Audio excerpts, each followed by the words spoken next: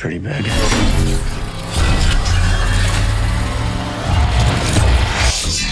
How long was the process to get the green light for the sequel? Because Guillermo del Toro tried for many years without success. Very short. The movie basically had a green light when I came on. Guillermo had developed it for several years. Then he had to step away because he was going off to prep and shoot a small personal movie of his that turned out to be The Shape of Water, which was, I know it broke his heart to leave Pacific Rim, but it was for a great reason. So I was brought in to spearhead a new version of the script from scratch and to direct the movie, and it was a very intense, short process. I was basically hired 2 years ago. So we had about 6 months to get the script ready and then start prepping. So it was very, very fast. How'd they get into our world? Someone let them in. Someone from our world. Who is that? Definitely not one of ours. Some time to get a Pacific Rim sequel. Did you imagine that you'd come back for this sequel? Well, when you leave any character behind, there's always a little secret hope that, you know, you'll be able to sort of get in their shoes again. And so it was a very nice experience getting the phone call saying, hey, listen, this is happening. And I was very happy to be back.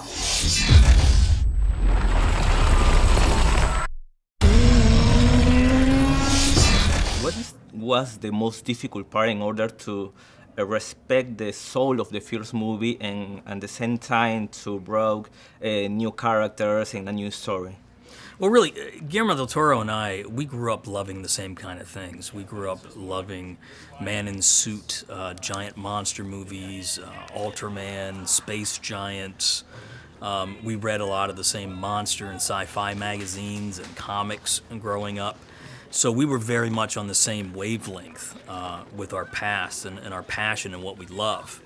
The most daunting thing really was time, was getting enough time to really craft a movie that not only honored the franchise, but for me, that Guillermo del Toro would actually watch and enjoy, because I admire him so much.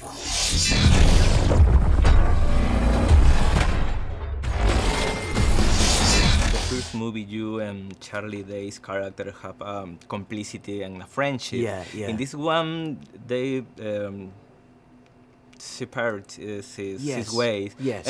Did you like that turns of their characters? I think with the characters, they've always had a kind of love-hate relationship, which I'm sure a lot of us can, you know, identify with. You know, the fact is that Charlie's character has been drawn away by the corporate dollar. You know, he's wearing smart suits and he's got a great apartment and stuff. But I think my character actually misses him as much as he can miss somebody. You know, but then when they get a chance to work together again, albeit however short that may be, I think he's really happy about that. It's great to be back again. One thing that makes different this movie is that I noticed that the first movie, the most of the action sequences are by night. Yes. In this one, the most are in daylight. Yes. What was the intention with that change? Yeah, what we didn't want to do is repeat exactly what Guillermo did in the first movie. With his action sequences that he shot at night in the rain or underwater were so incredibly gorgeous and beautiful and well done. Anything that we tried to do like that, I think, would have felt like a very weak imitation of the master. So we wanted to offer the audiences something new and different, which was shooting the action sequences, most of them in the day, in daylight with no rain.